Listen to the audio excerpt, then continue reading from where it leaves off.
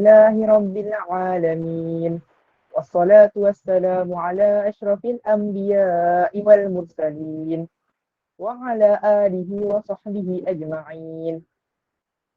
اللهم افتح علينا حكمتك وانشر علينا من خزائن رحمتك يا أرحم الراحمين. رب اشرح لنا صدورنا ويسر لنا أمورنا واحلل عقدة من لساننا يفقه قولنا.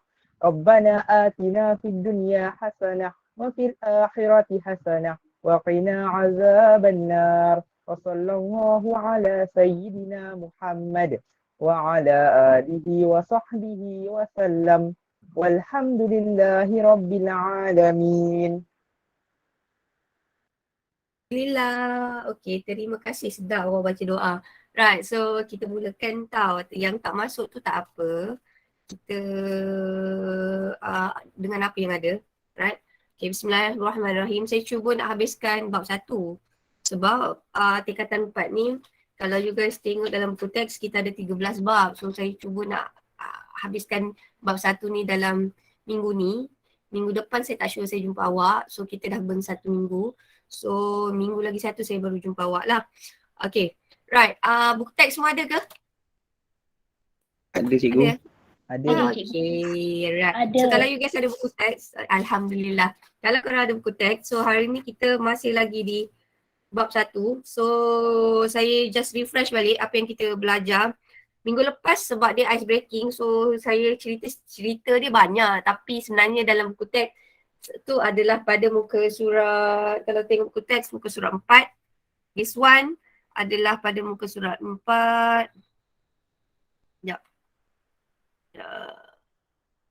Muka surat 4 dan juga muka surat 5. So minggu lepas kita belajar adalah kita belajar mengenai apakah yang dimasukkan oleh biologi. So biologi ni kita dah bagi tahu, biologi ni sebenarnya apa? Dia adalah kajian mengenai benda hidup dan juga persekitaran. This one kita dah belajar minggu lepas. Kemudian kajian dalam bidang bio.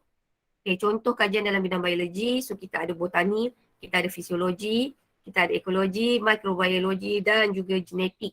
So antara bidang ni nak refresh je balik. Mana satukah yang ada kaitan dengan tumbuhan? Botani.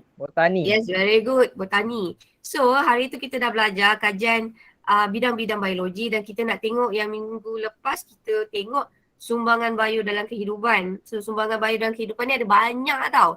Tetapi dalam buku teks awak kita fokus kepada 4, iaitu bidang perubatan. Bidang farmasi ni dia lebih kepada macam ubat-ubatan lah, macam benda yang kita consume, yang kita makan. Contohnya macam vaksin, kita ada hormon, kita ada vitamin sintetik.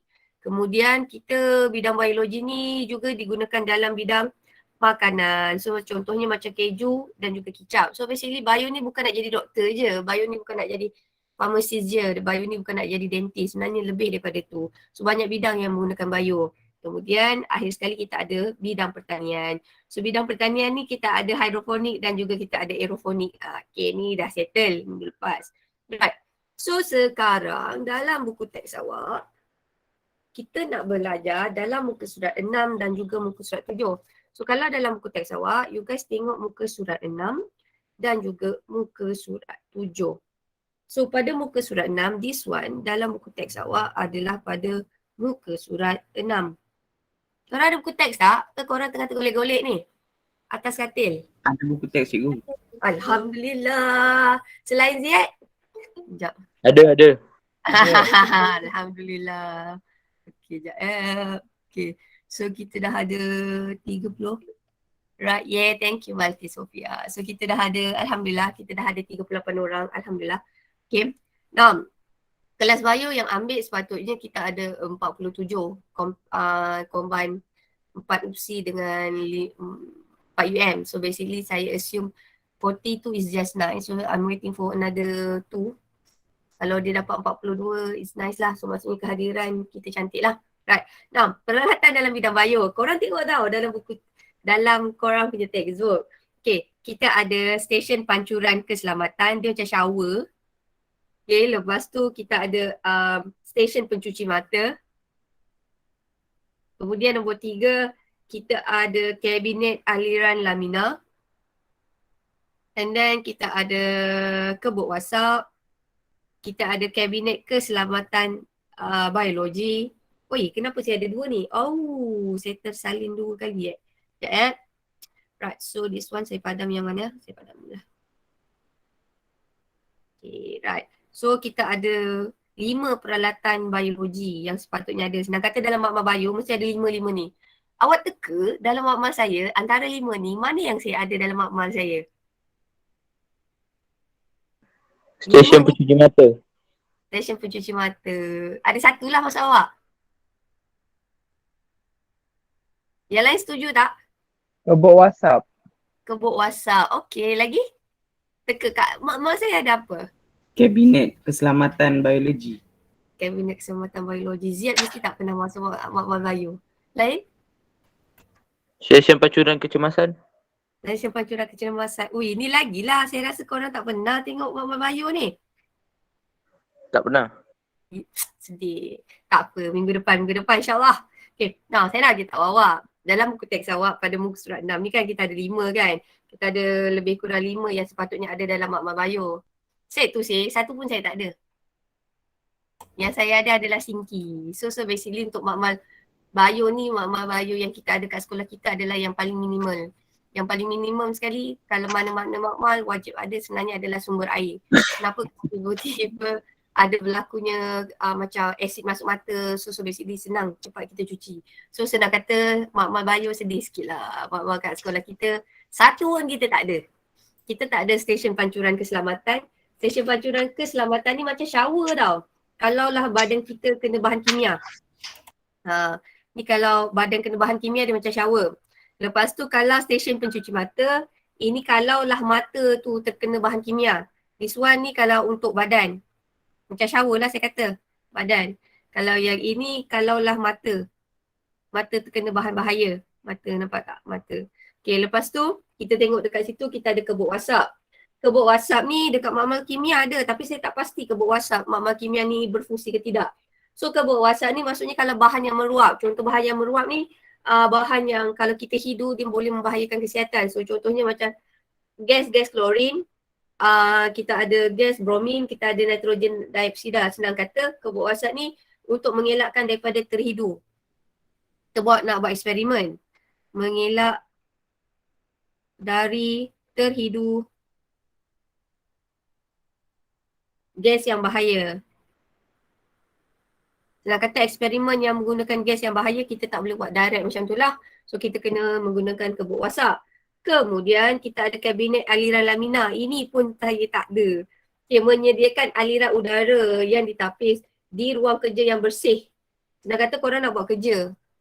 Okay, contohnya macam like tikus ke apa whatsoever, korang nak tengok bahan dia ke whatsoever. So tikus tak sesuai lah. Bahan-bahan yang bahaya, so kita guna kabinet aliran lamina. Sebab dia menyediakan udara yang ditapis. Okay, senang kata dia lebih kurang macam kebok WhatsApp. Tetapi kebok WhatsApp ni adalah untuk gas yang bahaya. Okay, kemudian akhir sekali kita ada kabinet keselamatan biologi. So kabinet keselamatan biologi ni, ni barulah betul.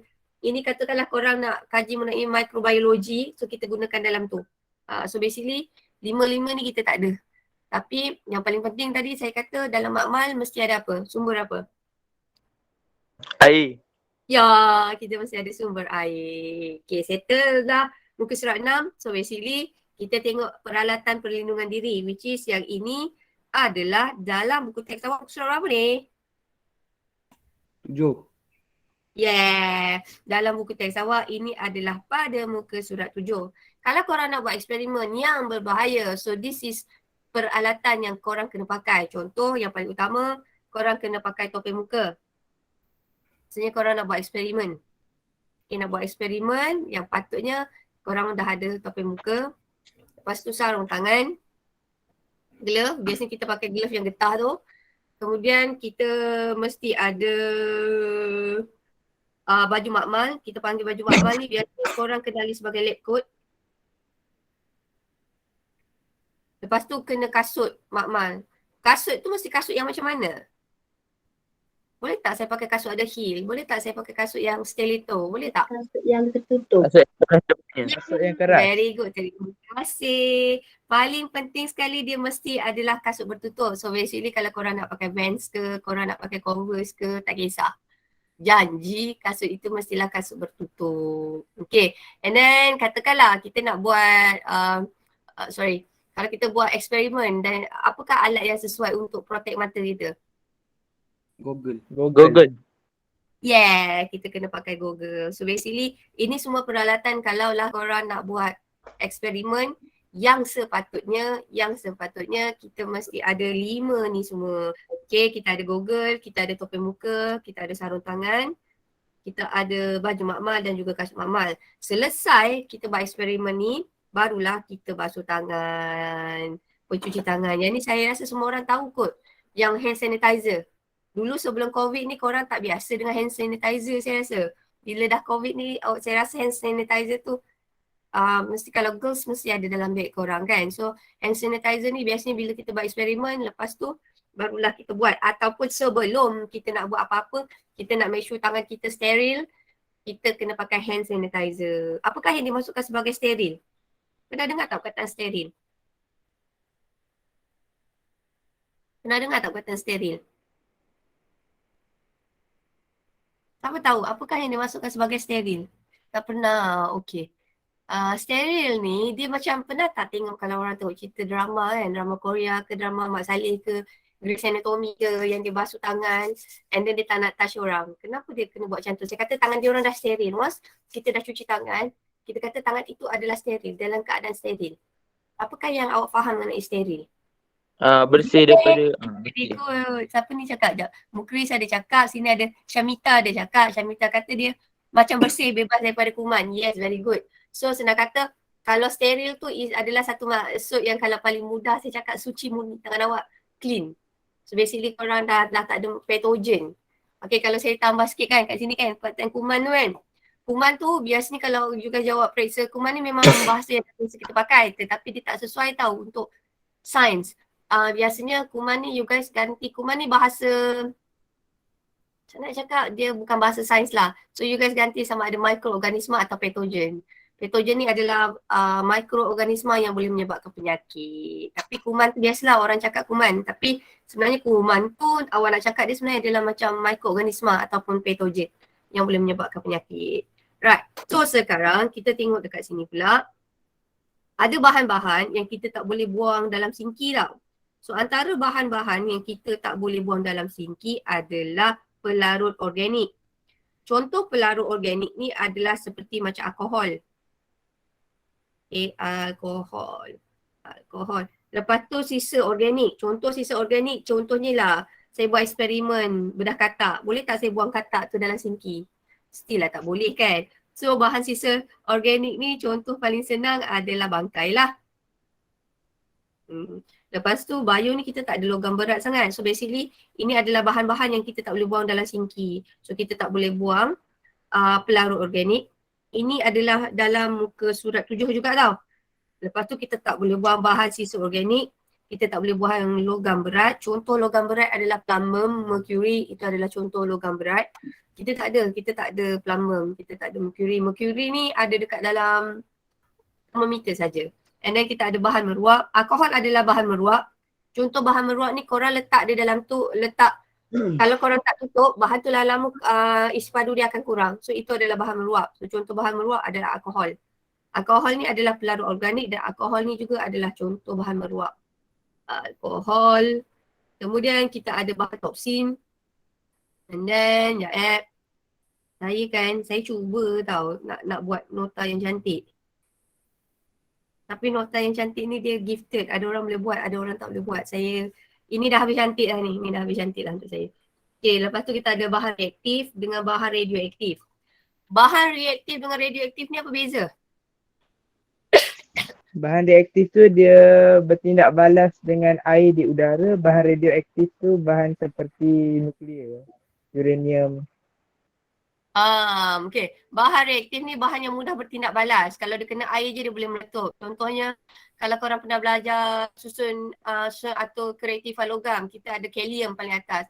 And then kalium, natrium. Kalium, natrium ni kalau korang baling dalam air dia boleh meletup. So senang kata kalau bahan tu reaktif tu dia mudah bertindak balas. Sebab tu kalau kita buat barang kemas, contohnya orang pakai emas, emas ni kita consider dia sebagai reaktif atau kurang reaktif. Kalau emas ni kita panggil dia sebagai reaktif. Kurang reaktif. Kurang. Yes, so basically reaktif ni kalau nak buat bom pakai yang reaktif. Kalau kita nak guna dalam kehidupan seharian, normally kita pakai yang tidak reaktif atau kurang reaktif. Okay. Kalau radioaktif ni pula bahan ni dia boleh menghasilkan sinaran yang bahaya. Contoh sinaran radioaktif, contoh uranium. Okay, dia boleh buat bom atom. Okay, kemudian itu pun kita tak ada. Sisa pepejal, contohnya kalau lah saya buat eksperimen pakai kentang ke pakai bawang. So saya tak boleh lah buang bawang-bawang tu semua dalam sinki. Ni logik akal kita lah. Dan satu lagi adalah bahan kimia. Tapi kalau air suling, boleh tak air suling saya buang dalam sinki? Boleh. Boleh? Boleh tak? Boleh. Yes. Sebab kenapa air suling kita boleh buang? Sebab pH-nya adalah 7.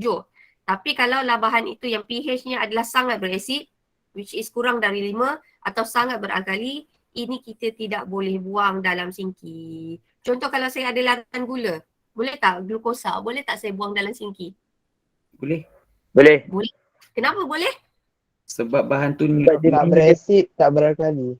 Yes, dia tidak berasid dan dia tidak beralkali. So basically bahan-bahan yang kita boleh buang adalah bahan-bahan yang pH-nya kurang daripada 5 atau lebih daripada 9. Nah, sekarang kita nak tengok. Ini adalah dalam muka surat 8. Laju sikit Saya nak cuba cover minggu depan tak ada.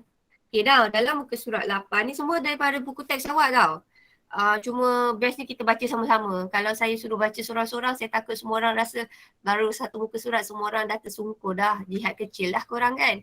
So basically kita baca sama-sama, okay. Nah, muka surat 6, kita tengok kaedah menguruskan sisa biologi. Ini kita menguruskan cara yang betul, okay. Ini cara yang betul. So, sisa biologi ni kita boleh pecahkan kepada 4. Okay, pertama adalah A. A ni selalu saya ingat macam nak ingat cikgu. A saya ingat dia macam atas ni macam tajam kan, very sharp, pointy kat tengah atas ni. A adalah tajam. So sisa-sisa yang tajam, contoh sisa yang tajam apa sisa yang tajam? Jarum. Yeah, kita ada jarum, scalpel pun boleh. Scalpel ni macam nak buat bedah tu kita pakai pisau, namanya scalpel. So katakanlah bahan sisa A ni adalah tajam. Kalau tajam ni macam mana kita buat? Kita masukkan dalam bekas khas yang disediakan. Contoh, perasan tak kalau korang kena cocok vaksin yang jarum tu, diguna sekali. Lepas tu dia buang dalam satu tong yang khas. So, itu kita kata kita tak boleh buang jarum tu merata-rata. Kita kena simpan dalam, kita kena buang dalam bekas yang khas. Okay, tapi bekas tu tak perlu steril. Kemudian, bila kita ada A, kita ada kategori B. A yang tajam. Kalau B adalah tidak tajam. Contoh tidak tajam, apakah contoh tidak tajam? Kertas tisu. Yes, kita ada kertas, kita ada tisu dan satu lagi adalah sarung tangan. Sarung tangan plastik tu tau. Sarung tangan. So basically benda ni kita buat apa? Kita letak dulu dalam plastik, Lepas kita letak dalam plastik, kita sterilkan, masukkan dalam autoclave. Autoclave ni macam oven tau. Okay, masuk dalam plastik, lepas tu letak dalam autoclave. Bila kita letak autoclave, barulah kita masukkan dia dalam tong biobahaya. Okay, kemudian kita ada kategori C. Kategori C ni senang lah. C tu saya ingat dia macam cicak. Cicak. So cicak tu adalah bangkai. So kalau bangkai ni kita buat apa? Bangkai ni sama juga. Bukan buang je dekat tong sampah macam tu. Macam kita bedah katalah bedah katak. Okay dah siap bedah katak korang buang macam tu. So kita kena bungkus dalam satu bekas. Bungkus dalam kertas tau. Dia kena bungkus dalam, sebab bangkai ni dia berair tau. So kita kena bungkus dia dalam bahan, bungkus dengan bahan menyerap. Kalau saya biasa pakai kertas je, menyerap. Lepas tu kita masukkan dalam beg plastik. Beg plastik biohazard biasanya orang panggil. Ini bahasa Melayu panggil bahaya. Kemudian kita sejuk bekukan. Sejuk beku. Okay. Last kali kita ada D, darah. Okay. So kaedah cecair ni mula-mula kita kena buat apa? Sisa ni semua kena dinyah masuk autoclave. Apa-apa kalau masuk autoclave, sebenarnya autoclave ni nak bagi benda tu steril tau. Masuk steril adalah bebas daripada mikroorganisma atau patogen. Ataupun keadaan proses kita nak bebaskan dia daripada patogen atau kuman tu tadi kawan awak cakap. Nama dia adalah satu perkataan tu kita panggil dia sebagai dinyah kontaminasi. Dinyah kontaminasi ni adalah kita nak make sure benda tu steril. Nyah kontaminasi ni sebenarnya kita nak make sure dia bebas lah daripada mikroorganisma. Sekejap ya, bagi saya je. Dinyah contamination. Kontaminasi. Actually ni English word, dia Melayukan ni. Okay, lepas tu barulah kita lupuskan. Laju sangat ke saya? Okay tak? Boleh? Boleh.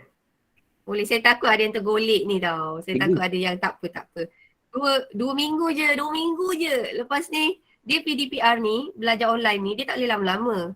Dia mula-mula dia excited, lama-lama dia jadi lemau tau. Sebab yelah korang sorang-sorang kat rumah. Kalau kat sekolah at least ada kawan kan. Kawan awak usia awak ke boleh bersembang, so kurang sikit lah rasa ngantuk. So kesimpulannya kategori sisa biologi kita ada berapa? 4. 4. Kalau darah masuk mana? D. Kategori? D, very D. good.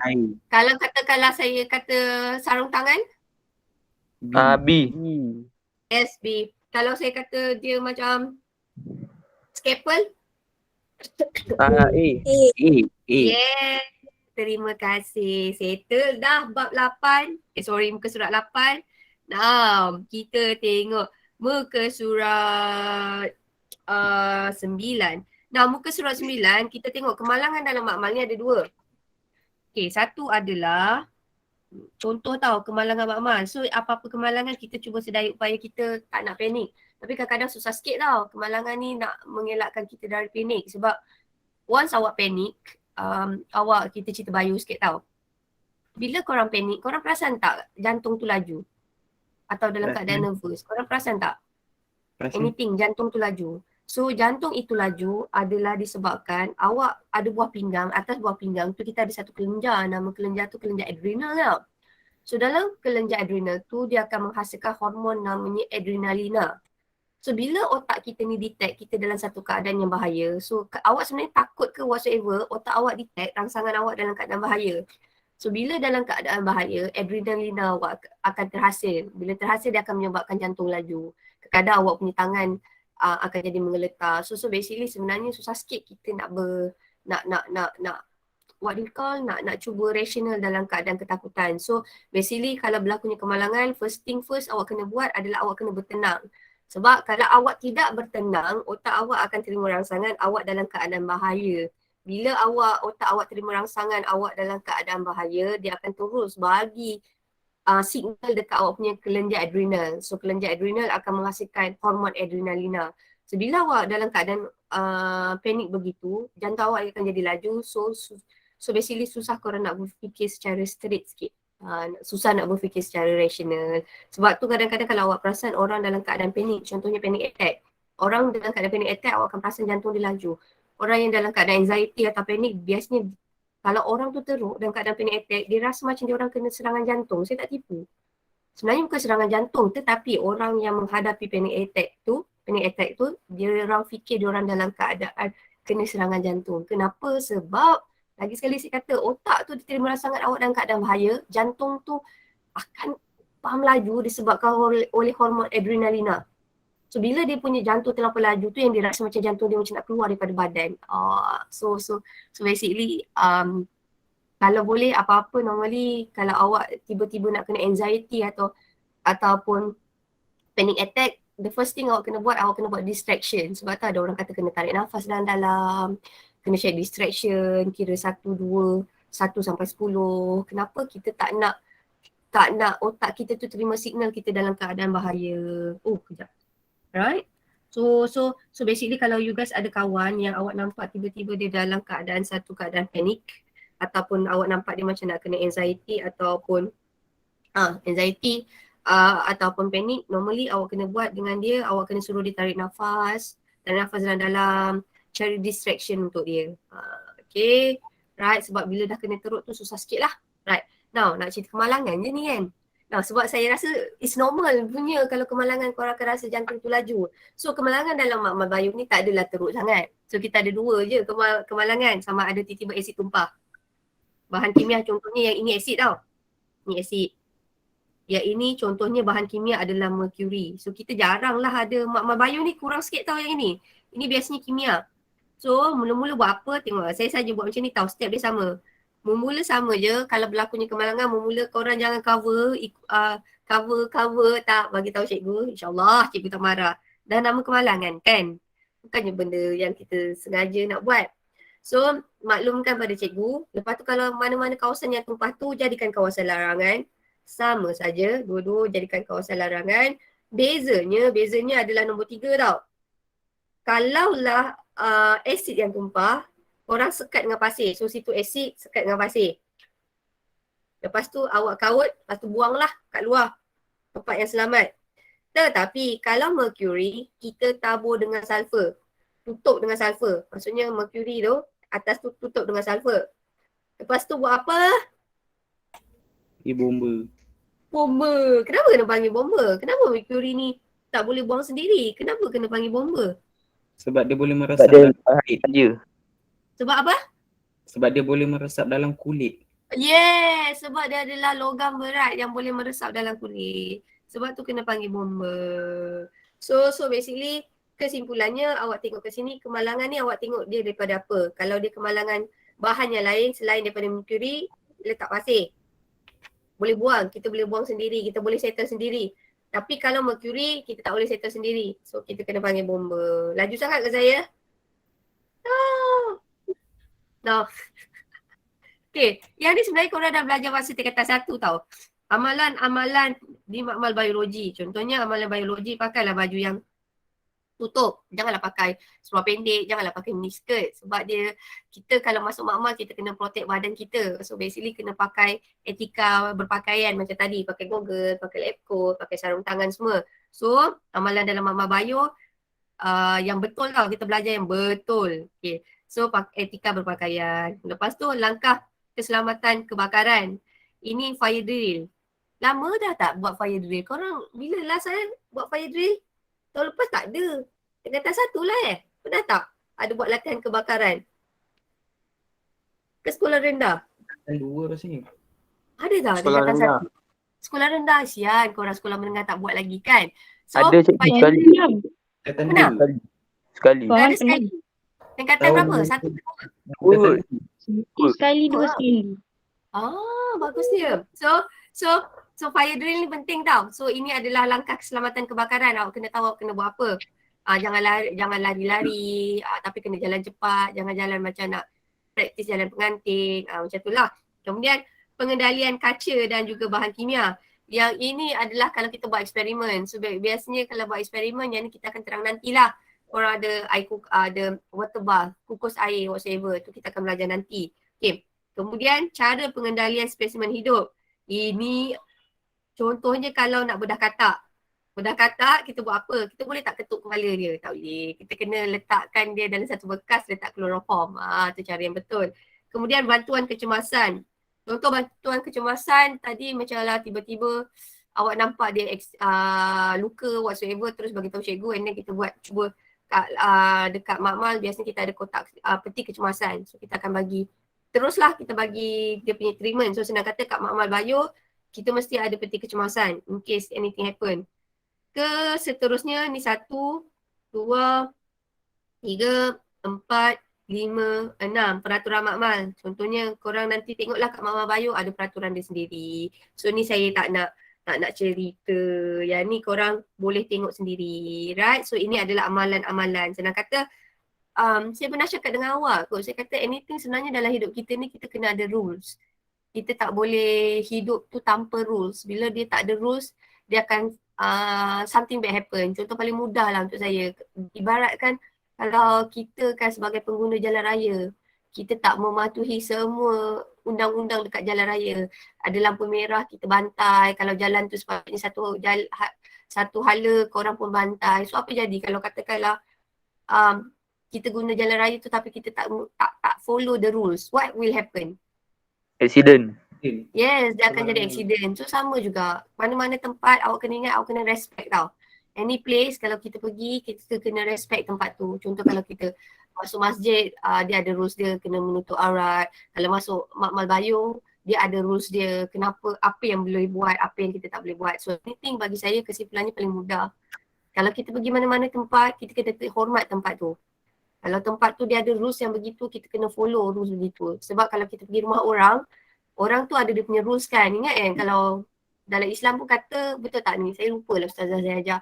Kalau kita bagi salam 3 kali, lepas tu orang tu tak jawab salam, kita kena balik. Betul tak? Betul. So kita mesti tahu dia punya adab-adab dan juga rules dia. Sama juga kalau masuk Makmal Bayung. Last kali yang ini tau. Ini nampak macam ikut logik akal kan. Contohnya kan, amalan-amalan dan nilai murni dalam sains ni, STEM ni sebenarnya kita nak kena ada apa paling penting. Nampak macam boleh baca sendiri kan, simple. Tapi sebenarnya benda ni yang susah nak buat. Okay, nampak macam sempoi je. Pertama, you guys kena ada minat. Tak kenal maka tak cinta. Betul tak? So the first thing, awak kena ada minat. Dan satu lagi, minat tu dia tak datang sendiri. Sometimes minat itu perlu dipupuk. Sebab hati manusia ni berubah-ubah. Hati kita ni berbolak-balik. Kadang-kadang kita suka, hari ni kita suka, esok kita tak suka. So basically, minat ni adalah something yang korang kena cari. Macam ada yang kata belajar bio sebab terpaksa kan, which is tak apa. Sebab saya selalu fikir Tuhan tu tak bagi apa yang kita nak. Tapi Tuhan tu bagi apa yang terbaik untuk kita. So awak kena carilah minat benda tu. So first thing minat. Lepas tu kedua adalah rasa ingin tahu. Bila you guys belajar bio, bila korang minat, korang mesti ada rasa ingin tahu. Jangan settle down dengan perkataan, okay, awak kena tanya, kenapa dia jadi macam tu? Kenapa? Why it is like that? Why? Tapi bila korang tanya tu pun kena ada adab dia lah. Bukannya cikgu tengah, saya rasa you guys lagi faham lah benda ni. Kalau cikgu tu tengah ajar, tiba-tiba korang terus patahkan cakap tu. So tak berapa nice lah. So rasanya untuk saya sifat ingin tahu ni is very important. Tetapi saya kadang-kadang, apa saya buat ni? Kadang saya perasan orang budak sains ni ada satu perangai tapi saya tak jumpa lagi. Tapi every year saya akan jumpa seorang. Dia the thing is kebanyakan ada orang sains ni dia introvert. Korang tahu maksud introvert tak? Alamak, saya tahu. Korang tak nampak. So sekejap ya. Share screen. Ada sometimes ini pun saya dulu saya ada rasa macam benda tu rules. Tapi bila saya dah kenal ramai orang, saya tak rasa dia rude lah. Dia memang tadi ada orang yang jenis yang dia pandai tetapi dia punya what we call saya nak cakap cantik bahasa dia rasa sensitif dia kurang sikit, PR dia kurang sikit. Cara dia nak communicate dengan orang dia nampak awkward sikit, dia rasa pelik sikit, dia tidak selesa untuk berkomunikasi dengan orang. Dia lebih selesa kalau dia kerja solo begitu. So sometimes dia ada rasa dia tak pandai nak cakap dengan orang. Kadang dia bila cakap dengan orang tu dia bahasa dia terlampau direct. So kadang-kadang orang yang tak kenal dia rasa macam dia macam rude. Tapi untuk saya dia tak rude. Dia memang itu dia. Yang itu tu saya rasa sometimes saya dah lama saya jadi cikgu, saya macam bila saya jumpa budak macam tu saya tak terus label dia rude. Saya rasa maybe dia kurang berkomunikasi dengan orang. So basically dia punya manners tu dia tak tahu yang dia buat tu rude. So basically saya dah okay sikit lah. Tapi normally ada orang sains memang begitu sikit lah. Alright. Kemudian sekejap saya tak tahulah kenapa iPad saya ni. Sekejap Sekejap, saya takut line saya problem lah. Share screen. Start broadcast. Saya takut line saya tak cantik.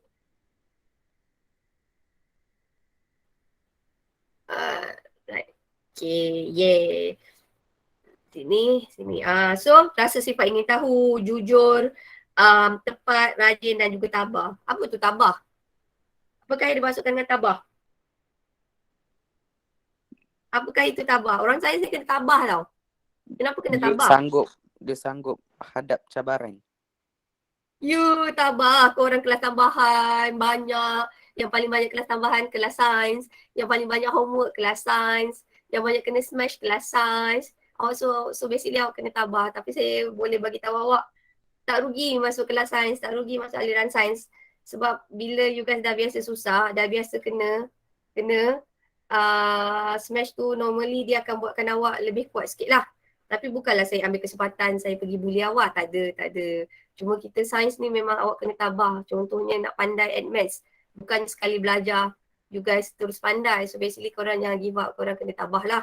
Kemudian kena bertanggungjawab. Dan juga menghargai sumbangan sains. Contoh menghargai sumbangan sains ni contoh paling mudah lah saya ambil kan. Kalau lah mula-mula korang ambil aliran sains, korang tak rasa apa pun. Bila korang dah lepas ambil sains ni kan, baru korang akan nampak see the things differently. Contoh sumbangan sains, contohnya macam komputer, handphone. Komputer kan handphone ni nampak macam benda ni adalah satu keperluan kan. So basically ini semua adalah hasil sumbangan sains. Kalau tak ada orang ambil aliran sains, tak ada orang ambil STEM. So basically orang kata tak adalah komputer, tak adalah handphone, semua macam tu. So kita kena appreciate the whole thing di sekeliling kita yang kita ada dekat rumah kita ni adalah hasil daripada sumbangan sains. So macam contoh ada budak pernah bagi tahu saya, buat apalah kita belajar maths ni kan. Kenapa kena belajar pasal zaman saya dulu saya paling susah adalah ada tajuk differentiation ke pengamiran ke something macam tu saya tak ingat. So memang susah lah basically macam kita rasa maths ni apa benda? Kita buat maths ni bukannya pergi kedai pergi speed mat pakai maths. Tak, yes which is true. Tapi disebabkan ada maths lah, semua barang yang diciptakan di sekeliling awak ni semua, base dia adalah orang tu ada maths. So basically bagi saya benda tu is very important. So korang kena appreciate lah semua benda yang ada kat sekeliling kita. Dan akhir sekali berfikiran secara kritis dan juga analytical. So apakah yang dimasukkan sebagai kritis? Sekejap ya, start broadcast. Tak tahulah kenapa lah hari ni saya punya iPad merajuk kan lah. Okay, so berfikiran secara kritis dengan analytical ini adalah orang sains kita biasanya kita bercakap berdasarkan facts, fakta. Sebabnya anything sebenarnya kalau awak nak berhujah dengan betul, anything kalau awak cuba menegakkan something kebenaran, so basically awak kena ada data. So kita macam kita sains, kita dah belajar buat eksperimen. Bila kita banyak buat eksperimen, so basically kita banyak bergantung, kita banyak depends on facts. Sebab kita kena fikir kenapa dia jadi macam tu, kenapa macam tu. So itu sebab tu kita nak ramaikan orang dalam bidang sains. Sains ni ada orang cakap, yes, alah cikgu, kita belajar sains ni sampai tingkatan 5 je. Lepas tu masuk you guys sambung belajar, further study, korang tak ambil, tak pakai pun aliran, tak pakai pun sains ke katakanlah bio ke kimia atau fizik. Tetapi sebenarnya bila 2 tahun, awak muda lagi tau, you are 16 years old, sampai 2 tahun belajar sains, sebenarnya korang tengah polish korang punya otak. Sebab tu korang bila korang belajar, ni baby ya Allah Mariana, korang belajar, kita macam piramid tau. Masa mula-mula korang muda, 16 tahun, 17 tahun, korang kena belajar semua. Korang kena belajar banyak tau. Contohnya sekarang korang belajar 9 subjek ataupun 10. Bila you guys masuk matrik atau form 6, subjek tu dah jadi kurang. Daripada 9 yang korang belajar untuk SPM, maybe let's say dia akan jadi 4. Okay? Bila korang masuk degree, katakanlah degree korang nak buat apa? Korang nak buat pasal engineering. Korang akan fokus kat bahagian engineering je, tapi engineering tu akan dipecah-pecahkan lagi sikit. Maksudnya bila korang belajar, dia mula-mula korang kena belajar semua. Lama makin sikit. Makin orang kata makin spesifik. So belajar memang macam tu. So untuk aliran sains korang tak boleh macam cherry picking. Maksudnya korang tak boleh main okay, aku nak belajar fizik je, aku tak nak bio. Katakanlah untuk aliran budak UM, ataupun aku nak belajar bio je, aku tak nak belajar fizik. Tak boleh macam tu. So basically dia memang ada package dia. Tapi kalau untuk saya personally, package mana yang paling cantik yang you guys boleh masuk semua adalah package pure science. Sebagai pure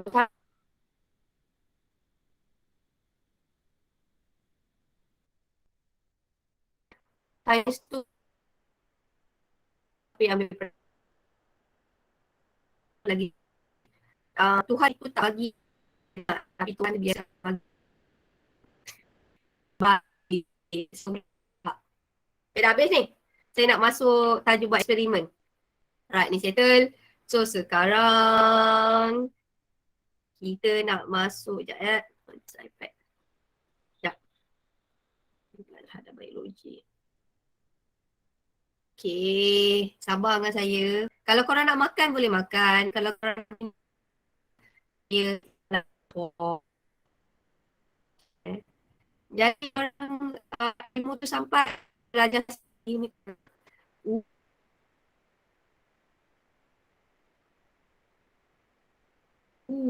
Okay. Now, so dah bio.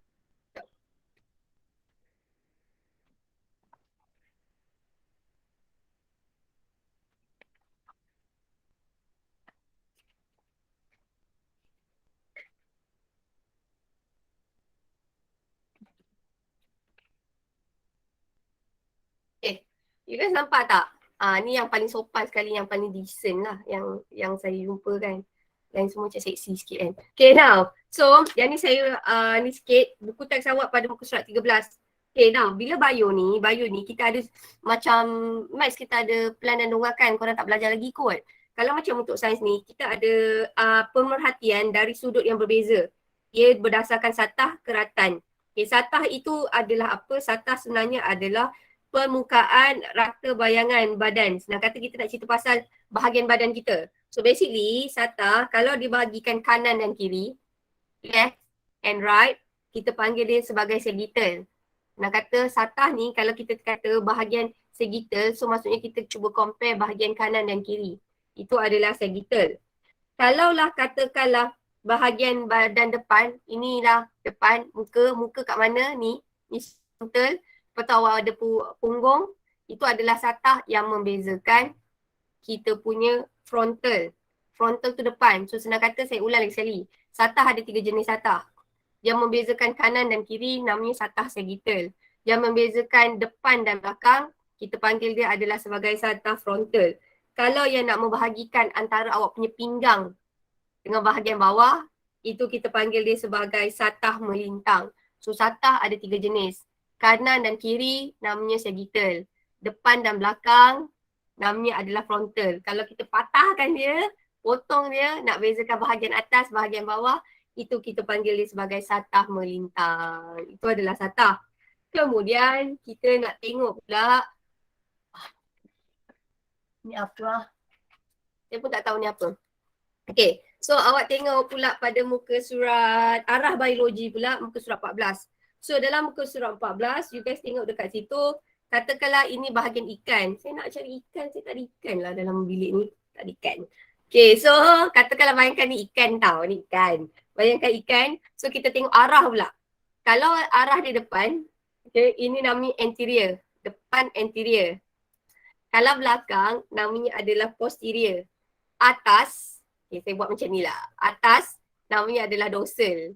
Bawah, namanya adalah ventral. So senang kata kalau satah ada 3. Kita ada satah sagittal, kita ada satah frontal, kita ada satah melintang. Tetapi kalau kita kata arah pula dia punya kedudukan arah. Kalau depan A, anterior. Belakang P, posterior. Kalau atas, tengok pandangan daripada atas, namanya adalah dorsal. Pandangan daripada bawah, itu kita panggil dia adalah sebagai ventral. Yang ni jangan risau, ini nanti kita akan belajar lagi. So, kejap saya nak tunjukkan dalam buku teks awak. Sekejap ya. Sekejap, you guys punya buku teks. This one. Sekejap, sabar. Share screen. Okay, so ya.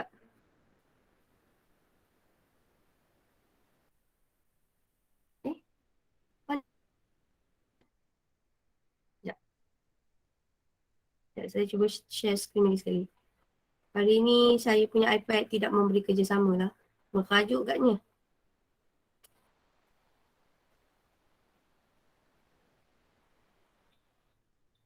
Seriously. Macam ni lah teknologi kan. Bismillahirrahmanirrahim. Sekejap Orang nampak tak? Nampak kan? Abang? Why? Sekejap. Bismillahirrahmanirrahim. Saya cuba lagi sekali. Kau nampak tak saya punya ni? Saya share screen. You guys Tak ada. nampak tak screen Tak ada. saya? Tak nampak cikgu. Tak kan? Saya tak nampak ni. Sekejap. Saya tengah cerita buku teks pada muka surat. Buku teks pada muka surat 13. Saya cuba lagi saya lihat. Bismillahirrahmanirrahim. Kamu... Sekejap Sekejap. Stop sharing.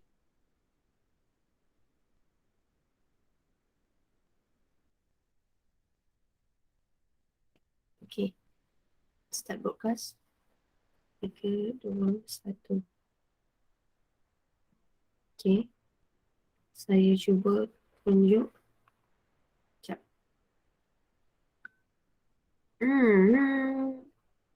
Alah, why? Sekejap. Saya cuba share screen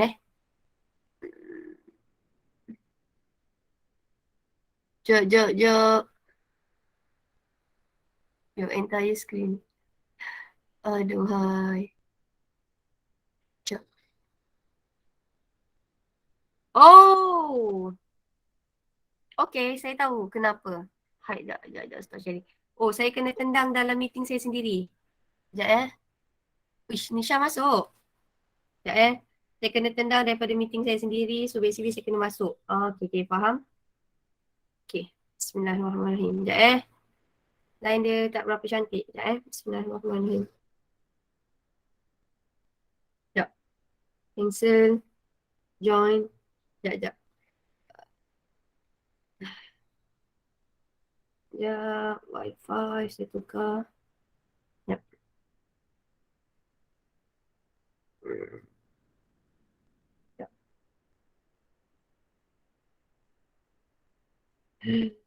Sabar itu separuh daripada iman. Okay, join. Bismillahirrahmanirrahim. Bismillahirrahmanirrahim. Okay, one more time. Start broadcast. Okay, sekejap. Saya tak nampak saya punya. Sekejap, saya dah masuk ke belum? You. Oh, okay. Alhamdulillah.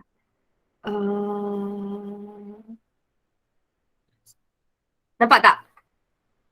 Nampak tak saya share screen? Tak ada. Tak ada cikgu. Tak ada kan? Kenapa ni? Sekejap Saya cuba lagi sekali.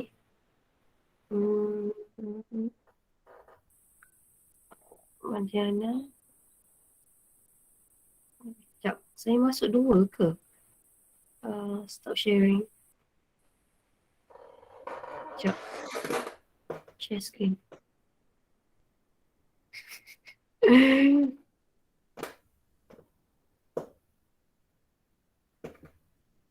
Come on. Sekejap. Saya cuba keluar kejap saya live and then saya masuk lagi sekali. Subhanallah walhamdulillah.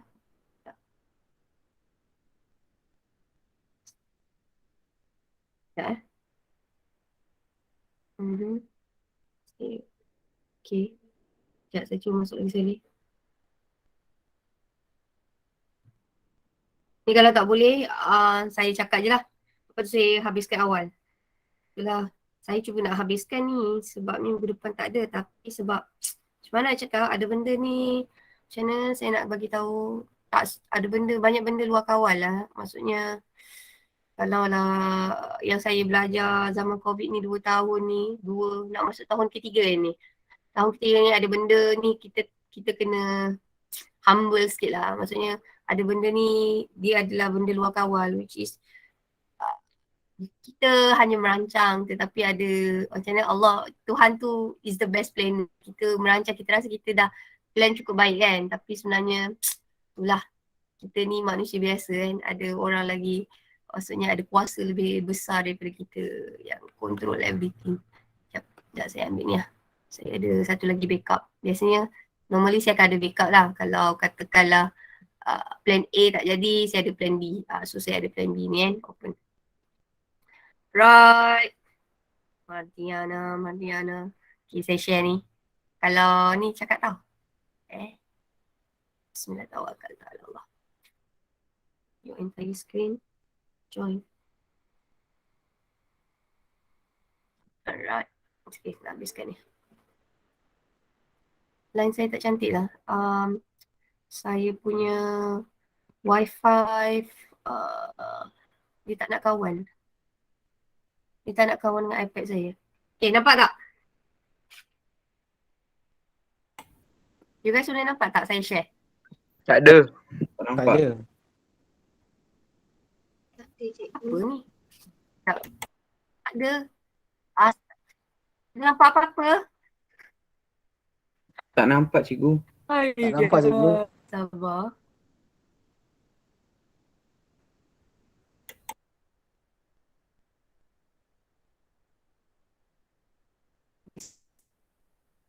Skrin nampak tak saya? Tak ada. Tak ada. Kosong. Tak ada apa-apa. Tak ada apa-apa. Sekejap. Aduh, Zed. Sekejap. Subhanallah walhamdulillah. Weh.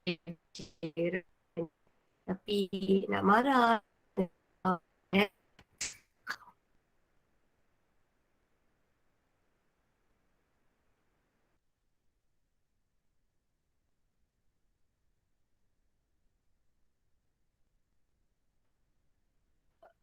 Okay.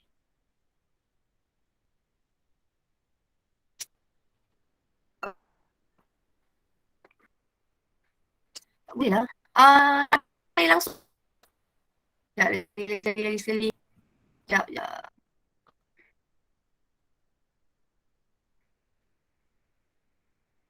Kakak.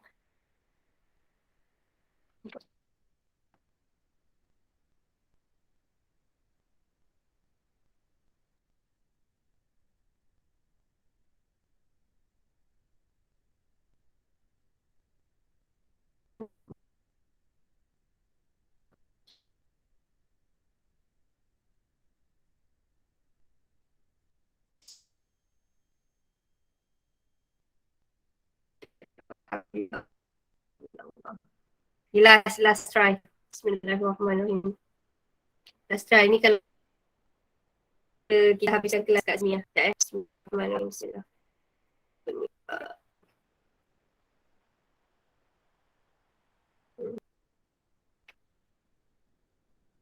Okay. Oh shit.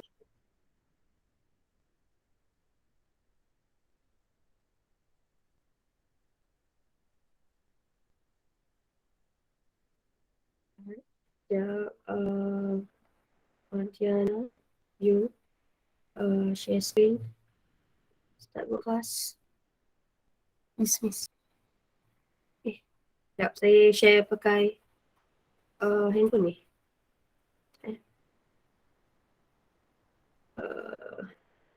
Share screen, start broadcast, 3, 2, 1. Okay. Alright.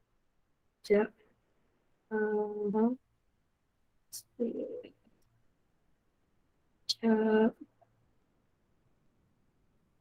Sekejap, saya ada nota file.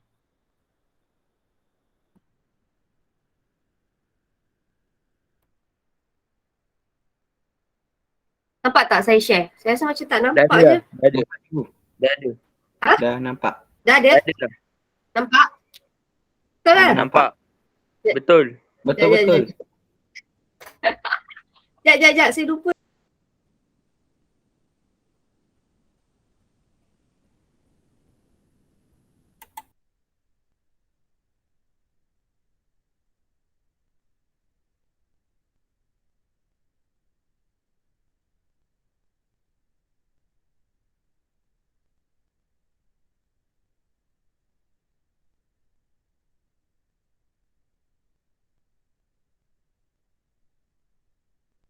Phone je tau. Okay. Tak apa. Right. Nampak tak? Okay, macam mana bagi dia panjang ni? Oh, dia kalau handphone dia memang apa nak cakap, skrin dia tak besar. Sekejap. Okay. Right. Sekejap. Nampak tak? Last lah. Dah hilang balik lah Dah cikgu. hilang Last balik. lah. Dah hilang. Dah hilang. Astaghfirullahalazim. Sekejap Okay, screen. Come on. Sikit lagi nak habis ni. Okay. Come on. Dah ada dah. Alhamdulillah. Oh, dia singit Kepala awak kena kepala awak tak singit kan? Okay. Right. Okay, so tadi kita dah cerita pasal lukisan untuk Bayu tau. Lukisan untuk Bayu ni tadi kita kata kita ada satah. Satah, kita ada 3 jenis satah tau.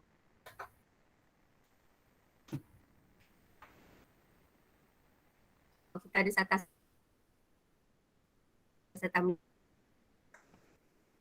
arah dia. Kalau dia arah dia daripada depan, kita tengok ikan tu daripada arah depan, kita panggil dia adalah sebagai ventral. Kita ada anterior. Lepas anterior, kita ada posterior. Kalau daripada arah atas adalah dorsal, arah bawah kita panggil dia sebagai ventral. Okay, itu tak dah settle. So kalau yang ini pula, ini cara kita potong. So cara kita potong macam ni, kalau memanjang nama membujur. Ini dalam buku teks awak adalah pada muka surat 14. Kalau awak potong bulat-bulat, contohnya korang nak buat sup kan. Okay, korang potong bulat-bulat contoh. So yang bulat-bulat tu namanya keratan rentas. Keratan rentas tu biasanya nampak bulat. Kalau keratan membujur, you guys nampak dia memanjang. Okay, ni kita akan cuba buat lukisan ni insyaAllah buka sekolah. Okay, ini adalah kuasa pembesaran dia. Now, ciri lukisan biologi. Ciri lukisan biologi ni korang tak boleh buat dia macam seni, ada shading, tak boleh. So dalam bio ni biasanya korang punya lukisan mesti guna pensel yang tajam, jangan guna pensel color. And then dia tidak berlorek, artistik. Ini ciri lukisan biologi. Kalaulah dalam report tau, kalau dalam nota tak apa, korang nak pakai color, nak pakai shading tak apa. Tapi kalaulah dalam nota, dalam report, katakanlah tiba-tiba keluar amali, dia suruh awak lukis. Bila soalan tu suruh lukis, korang kena lukis dia, mestilah lukisan tu pakai pensel, jangan color, tidak berlorek. Lukisan tu dia mesti clean. So ini adalah lukisan yang clean. So maksudnya lukisan yang macam ni je. So jangan letak shading. Okay? Right. Settle je. Bagi dia clean begini saja. Okay? Kemudian kita tengok pula dalam graf. Graf bio ni dia lain sikit daripada graf fizik dan juga kimia. Okay. Yang ini kita akan belajar nanti tau. Kalau untuk bio, awak ingat macam ni tau. Kalau bio ni mudah sikit, awak just ingat graf kita ada 3. Satu adalah graf bar. Kemudian kita ada graf histogram. Dan satu lagi kita ada graf line. Dalam bio, dia tak macam fizik. Fizik korang punya graf mesti lurus, betul tak? Graf korang mesti lurus. Dia tak semestinya kena semua titik. Cikgu Mai ajar mana kalau graf fizik? Dia titik-titik tu, garisan dia tu yang menyambungkan titik-titik plot tu lurus. Dia mesti lurus kan? Kalau macam bio, kalau korang perasan kat sini bio ni kita kenakan semua titik. Okay, right. Kemudian yang ini jangan risau, ini kita akan belajar nanti. Ni tak payah. So hari ni sebenarnya saya nak buat ni. Okay. Ini saya nak buat. Saya nak buat satu eksperimen yang you guys semua boleh buat sendiri. Contoh eksperimen ni adalah nadi. So kita nak tengok antara lelaki dengan perempuan, mana satu bacaan dia adalah lebih tinggi. So sekarang ada siapa-siapa pakai smart watch tak sekarang? Ada tak siapa-siapa pakai smart watch sekarang? Ada, Hussein. Ada. Right. So boleh tak korang baca korang punya bacaan pulse korang berapa? Siapa? Arif ada? Arif berapa Arif bacaan awak? Your ni pulse sekarang Kalau dalam masa seminit. Ataupun saya bagi awak seminit, cuba awak kira awak punya pulse.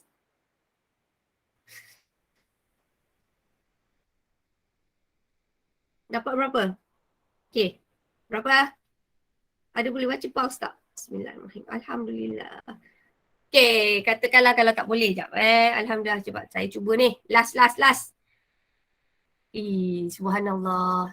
Nampak tak saya tengah tunjuk skrin ni? Hari ni memang line saya cik pasal lah, cik gaduh. Okay. Now, macam ni.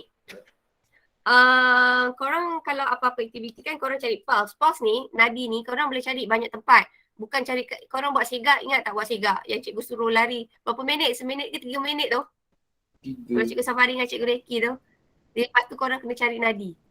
Nadi banyak tempat tau korang cari nadi. Sama ada sini, awak tak sini pun boleh. Dekat bawah pelipat kaki pun boleh, kat kaki pun boleh. So nadi ni sebenarnya kita nak fikir macam ni. Antara lelaki dengan perempuan, bacaan nadi dia sebenarnya bacaan nadi perempuan lebih tinggi berbanding bacaan nadi lelaki. Dan biasanya kalaulah orang tu orang sukan, bacaan nadi awak sebenarnya lebih rendah sikit berbanding orang yang tak bersukan. Contoh, kalaulah korang rajin exercise, korang rajin jogging, bacaan awak sebelum aktiviti, bacaan korang boleh jadi rendah daripada tu. Maksudnya maybe 67, 69. Biasanya orang yang rajin bersukan, bacaan nadi awak dalam masa rehat awak sebenarnya adalah lebih rendah. Kalau macam saya sekarang 67. Saya tengah rehat 67. Tapi kalau korang tengah cergas, bacaan tu akan jadi lebih tinggi. Dan satu lagi, kalaulah you guys tahu, antara lelaki dengan perempuan, kenapa bacaan nadi perempuan tinggi sedikit adalah disebabkan perempuan ni jantung kita kecil. Perasan tak hari tu dulu pernah tak belajar masa mendengar rendah yang jantung kita ni sebenarnya sebesar awak punya penumbuk? Pernah dengar tak? Pernah dengar tak? Jantung tu besar penumbuk. So, antara penumbuk lelaki dengan penumbuk perempuan, mana lebih besar? Kalau lah kita compare penumbuk, your fist, lelaki dan perempuan, siapa lagi besar? Mestilah lelaki. So jantung lelaki ni dibina, Tuhan jadikan jantung lelaki tu adalah lebih besar berbanding perempuan. So maksudnya nak bayangkan sini perempuan, kalau korang nak pump, korang kena pump 2 kali. Nak bagi make sure darah tu sampai ke seluruh badan. Tetapi lelaki maybe dia pump slow, sekali saja dia boleh pump seluruh badan. Sebab tu nadi perempuan sebenarnya bacaan nadi perempuan lebih tinggi sedikit berbanding lelaki. So cuma dia nak cakap kat sini bila korang buat aktiviti cergas ni, nadi ni, bacaan nadi ni, bacaan tu akan meningkat. Tu je dia nak cakap. So kesimpulannya kita nak cakap kat sini, kadar denyutan jantung, start broadcast. Kadar denyutan jantung adalah bilangan degupan jantung dalam masa seminit. Okay, kemudian kita tahu kat sini, kalaulah kenapa aktiviti cergas tu denyutan jantung tu adalah lebih laju, maksudnya nadi lebih laju adalah disebabkan aktiviti cergas ni memerlukan banyak tenaga. Bila memerlukan banyak tenaga, maksudnya jantung kita tu kena bekerja lebih kuat. So saya ambil yang ini, this one. Untuk kerja hari ni, minggu ni, sebenarnya saya nak bagi kerja ni. Sebab Ziyad rajin. So untuk aktiviti ni, untuk bab ni, korang kena buat apa? Korang kena buat aktiviti 1.1 ni. So aktiviti 1.1 ni, kita punya bacaan, katakanlah aktiviti sebelum cergas, bacaannya adalah ni, 71. Saya ambil sini 71. Saya bayangkan ini satu lagi adalah 78. Kemudian bila aktiviti cergas, bacaan nadi tu dia akan meningkat. Kenapa meningkat? Sebab jantung badan kita perlukan banyak tenaga. Katalah sini 115, ini 120. So, dekat sini, nyatakan hubungan antara kadar denyutan nadi murid dengan aktiviti cergas. apabila aktiviti cergas, kadar denyutan nadi meningkat atau menurun bila aktiviti itu cergas? Meningkat. Meningkat. Yes. So, kadar denyutan nadi murid meningkat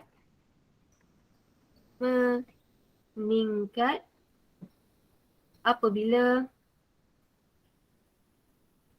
aktiviti cergas. Kemudian, terangkan mengapa kadar denyutan nadi meningkat selepas melakukan aktiviti cergas.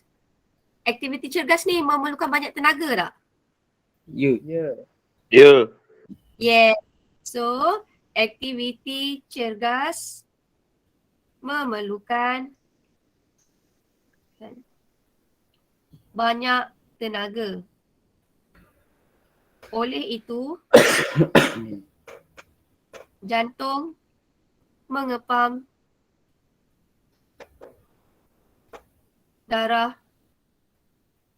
lebih banyak. Sebab tu nadi tu, bacaan nadi kita meningkat. Berdasarkan keputusan anda, nyatakan sama ada hipotesis diterima atau ditolak. Diterima. Betul tak? Kalau yes, mestilah hipotesis diterima. So kesimpulannya adalah hipotesis diterima. Iaitu kita kata kat sini denyutan nadi meningkat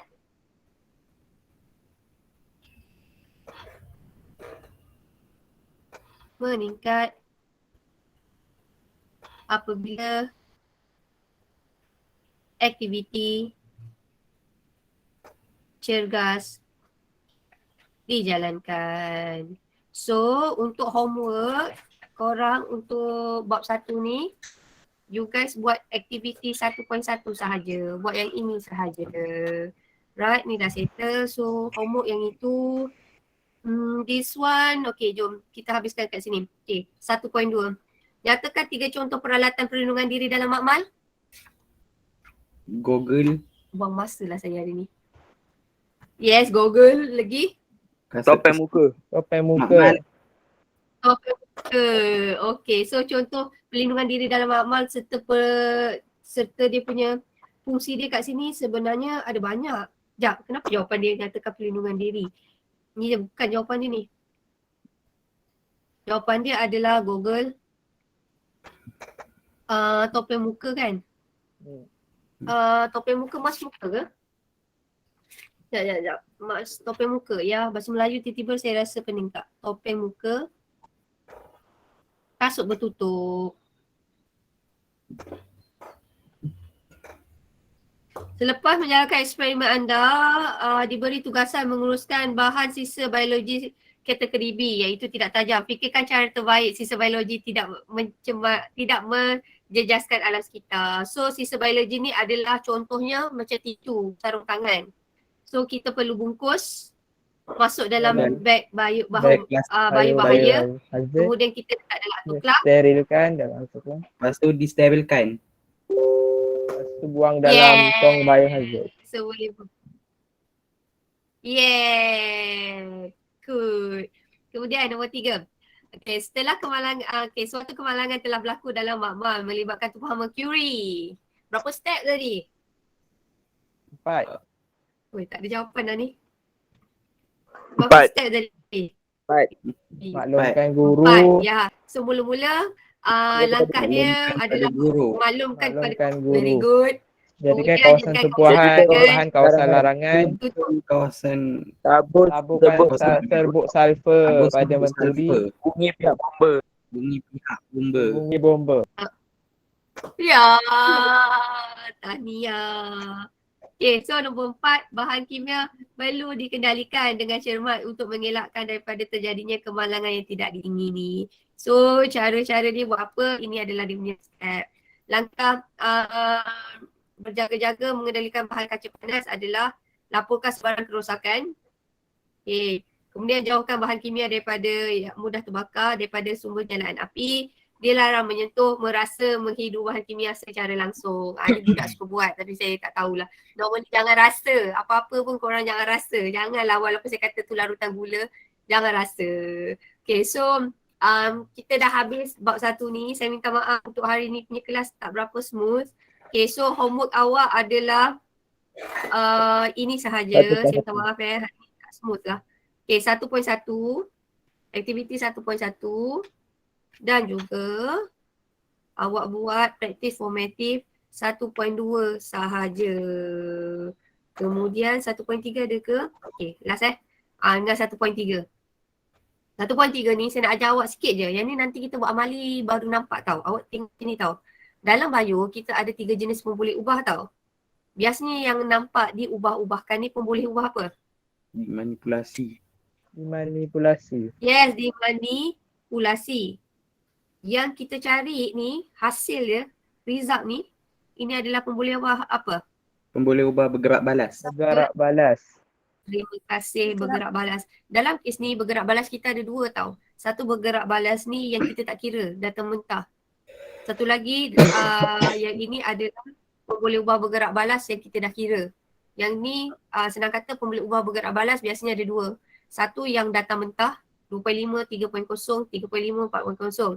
Yang kita dah analisis, kita dah kira-kira, yang ini balas. So pemboleh ubah bergerak balas biasanya ada 2. Satu adalah yang data mentah, satu lagi adalah data setelah kita kira pakai formula. Okay, so ini tadi kita dah jawab. Kena pasti pemboleh ubah dimanipulasi, bergerak balas. So dimanipulasi adalah kepekatan ganji. Bergerak balas kita ada 2, pilih salah satu. Sama ada tempoh masa untuk hidrolisis kanji lengkap ataupun kadar hidrolisis kanji. Lukiskan graf hidrolisis melawan kanji. Okey, kalau graf dalam bio, ini bukan untuk kimia tau, awak kan pening sikit tau. Kalau untuk bio, awak letak dimanipulasi, saya biasa pakai MV tau, in English sikit. Manipulated variable kat bawah, responding variable kat atas. Responding variable adalah RV, bergerak balas. Okay. Yang ini nyatakan ciri macam ni lah. So ini adalah dia punya MV. This one adalah dia punya RV. So awak lukis. Yang ni kalau ada kertas graf, lukis dalam kertas graf. Kalau tak ada, tak apa. Nyatakan 5 ciri yang perlu ada dalam lukisan biologi. Ni kita dah besar. Dah cakap tadi. Besar, tepat, gunakan pensel yang tajam. Jangan pakai pensel warna. Jangan pakai pen. Jangan berlorek. Kemudian soalan seterusnya, laju senaraikan langkah-langkah yang terdapat dalam penyiasatan saintifik. Langkah-langkah dalam penyiasatan saintifik, mula buat apa? Bina hipotesis. Kenal pasti masalah dulu. Lepas tu bina hipotesis. Lepas tu cari pemboleh ubah. Lepas tu rancang eksperimen. Kumpul data. Tafsirkan data. Buat kesimpulan. Akhir sekali adalah menulis laporan. So itu sahaja. So do you have any question? Saya minta maaf ni, saya ambil masa 5 minit. Do you have any question? Cikgu, Saya untuk minta buku maaf, hari bio ni tak guna semua buku sikit besar. lah. Terima kasih. Bio, kita pakai satu buku je. Awak pakai buku tebal. Lepas tu satu lagi bio. Kalau korang ada buku tingkatan 3 yang tak pakai lagi, tapi dah tulis sikit kan? Boleh pakai buku tingkatan 3. Ada tak buku tingkatan 3 yang banyak lagi buku surat dia? Ada tak? Tak ada. Ada tak?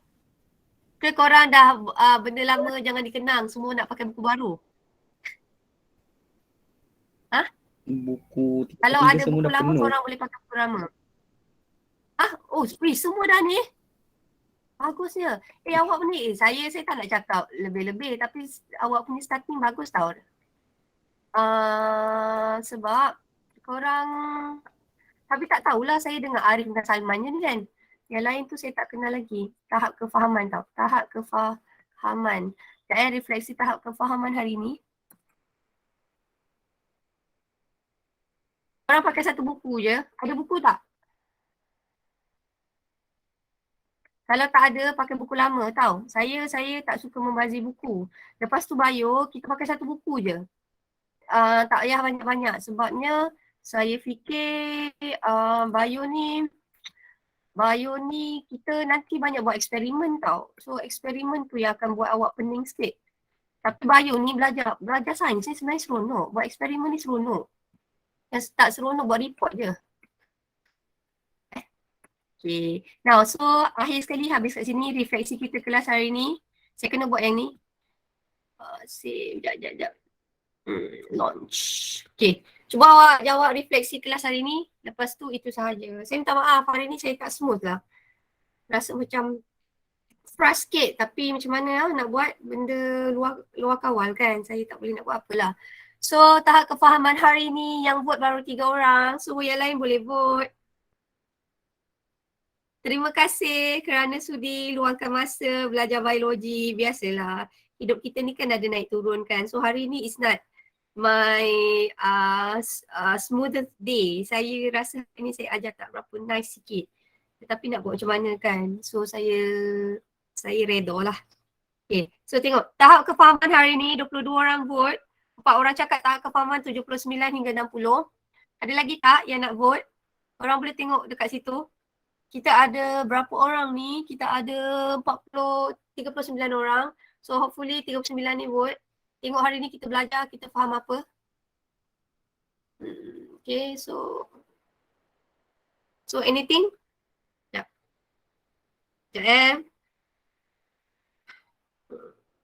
So itu sahaja, korang boleh rehat. Saya minta maaf atas segala kekurangan kelas pada hari ini. So hari ini tak berapa smooth untuk saya. So itu sahaja. Okay, bye everybody. So alhamdulillah yang vote ada 32. Terima kasih Ziyad. Terima kasih yang lain. Yang lain tu saya assume semua malu-malu. Okay, so terima kasih semua. Terima kasih Ada Salman. Okay, thank you everybody. Okay, bye. Baik, cikgu. Bye semua. Baik, cikgu. Terima kasih, cikgu. Bye. Terima Okay, kasih, Assalamualaikum. cikgu. Saya minta Terima kasih, maaf atas cikgu. segala kekurangan hari Terima ni. kasih. Okay, bye. Thank you, cikgu. Boleh pergi makan semua. Sama, terima kasih. Terima kasih Aina. Thank you semua. Thank you Hafizatul. Thank you Nurina Najah. Thank you Vice. Thank you everybody. Okay, bye. Oh, cikgu. Ya saya. Latihannya yang kena buat Tadi saya aktiviti 1.1 je ya? Okay, kita buat nanti saya letak dekat dalam grup. Tadi saya cakap aktiviti tu lah pening sikit kan. Tadi saya kata adalah aktiviti 1.1, praktis formatif 1.2 dengan praktis formatif 1.3. Oh, semua buat dalam Nanti buku saya tulis letakkan lah. dalam grup. Buku tulis panjang. Kita pakai satu buku je. Oh, okay. Terima kasih cikgu. Okey tak? Ada soalan lagi?